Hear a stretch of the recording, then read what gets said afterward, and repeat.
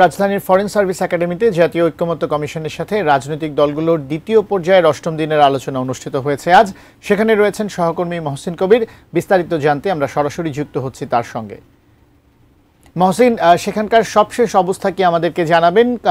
আমরা কিছুক্ষণ আগে জেনেছিলাম যে বিভিন্ন রাজনৈতিক দলগুলো আপনাদেরকে ব্রিফ করেছেন। সর্বশেষ আসলে ঐক্যমত্য কমিশনের সিদ্ধান্তগুলো কি হয়েছে আমাদের একটু বলবেন।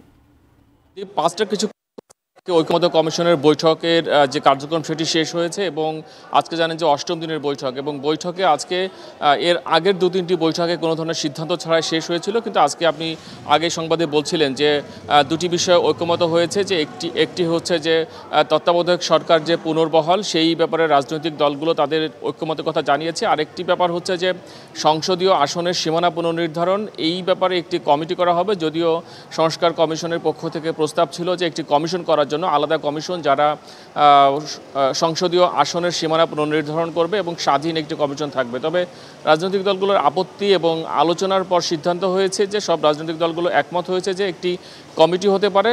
সেই কমিটি আপাতত, অর্থাৎ যেহেতু এখন নির্বাচন, এখন যে অন্তর্বর্তীকালীন সরকার রয়েছে সেই সময়ে তারা একটি, অর্থাৎ এই সময়কালীন কমিটি তারা কাজ করবে নির্বাচন কমিশনের আন্ডারে, এবং পরবর্তীতে 10 বছর পর কিংবা আদমশুমারির পর, এই দুইটি ক্লজ রাখা হয়েছে যে 10 বছর কিংবা আদমশুমারির পর সংসদীয় আসনের সীমানা পুনর্নির্ধারণ করা হবে। তত্ত্বাবধায়ক নিয়ে দীর্ঘ আলোচনা হয়েছে। তত্ত্বাবধায়ক নিয়ে বেশিরভাগ রাজনৈতিক দল তত্ত্বাবধায়ক আসবে, মানে ফিরে আসবে কিংবা পুনর্বহাল, সেই ব্যাপারে সবাই একমত। কিন্তু এইটির গঠন প্রক্রিয়া নিয়ে কিন্তু সব রাজনৈতিক দলগুলোর মধ্যে মতবিরোধ রয়েছে। সেটি হচ্ছে যে এখানে যে প্রস্তাব, অর্থাৎ 13 অ্যামেন্ডমেন্টে যেটি ছিল যে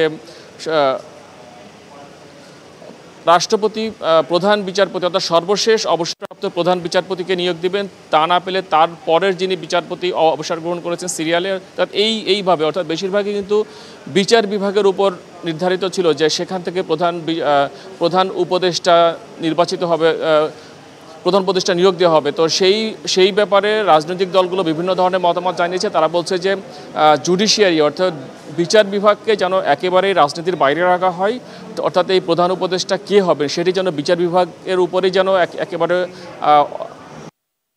রাজনৈতিক দলগুলো ঐক্যমতের ভিত্তিতে সবাই, এখন পর্যন্ত যারা কথা বলেছেন বিএনপি সহ অন্যান্য যে সকল রাজনৈতিক দল, বেশিরভাগ রাজনৈতিক দল বলেছেন যে তারা জুডিশিয়ারিকে এই প্রক্রিয়ার বাইরে রাখতে চান। তো সেই ব্যাপারে মোটামুটি একমত। তবে যেহেতু 15 অ্যামেন্ডমেন্ট নিয়ে হাইকোর্টের সেখানে একটি রায় অপেক্ষমান রয়েছে, অর্থাৎ একটি সাবজুডিশিয়াল এটি নিয়ে কাজ করবেন বলছেন। তো সার্বিক যে পরিস্থিতি আজকে অনেকটা আশাব্যঞ্জক যে দুটি বিষয়ে অন্তত ঐক্যমত হয়েছে, এবং আগামীকালও বৈঠক বসবে। তখন অন্যান্য যে সকল এজেন্ডা কিংবা অমীমাংসিত বিষয়গুলো, সেই সকল বিষয়গুলো নিয়ে আগামীকাল আলোচনা হবে। দীপ।